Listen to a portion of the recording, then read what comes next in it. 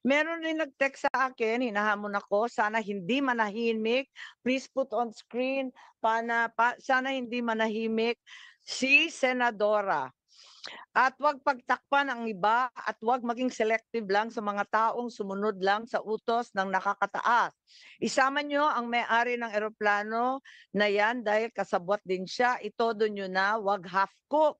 Andito po ang picture nung eroplano, kung makita ninyo sa Lawag City, ginamit muli ng ating Pangulo 30 March 2025 dahil daw pumunta sa isang rally March 28.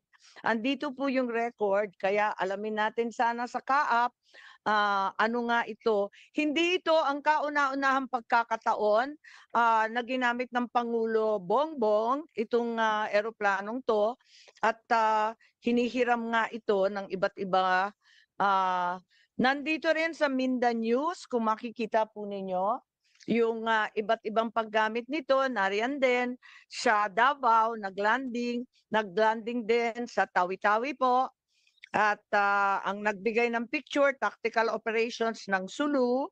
At andito rin yung Puerto Princesa, gamit din po sa Palawan.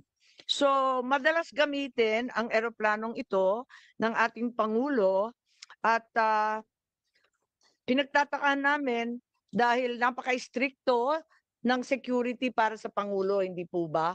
At alam natin na meron rin naman presidential plane ang Air Force. Kaya't eto nga, nagiging himala kung bakit iba yung ginagamit at bakit nagamit ulit pagkatapos dinala si Presidente Duterte, ginamit ulit papunta sa amin sa Lawag. Yes, Senator Bato, please. Alam mo, Madam Chair, yung eroplano na yan, no, malungkot ang history ng eroplano na yan dahil sa yung eroplano na yan siguro, if it's being used by the presidents and the previous presidents, siguro yan yung eroplano na ginagamit ni Pangulong Duterte at baka ako, nakasakay rin ako niyan in one of our official duties, no, when we flew with the president, baka nakasakay tayo dyan at yan ang ginagamit na eroplano sa pag-perform ng kanyang official duties as President of the Philippines. At yan din ang eroplano na naghatid sa kanya sa kanyang huling hantungan ng ICC.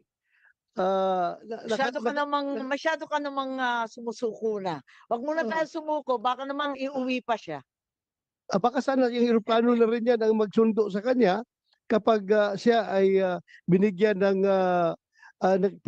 pinag-bail ng ICC. Sana masundo rin siya ng eroplano na yan, Madam Chair. Maraming kababalaghan, sayang wala rito ang mga kaap at yung mga opisyal at iba pang testigo na makakapagbigay ng linaw sa sambayanan tungkol sa eroplanong mahiwaga.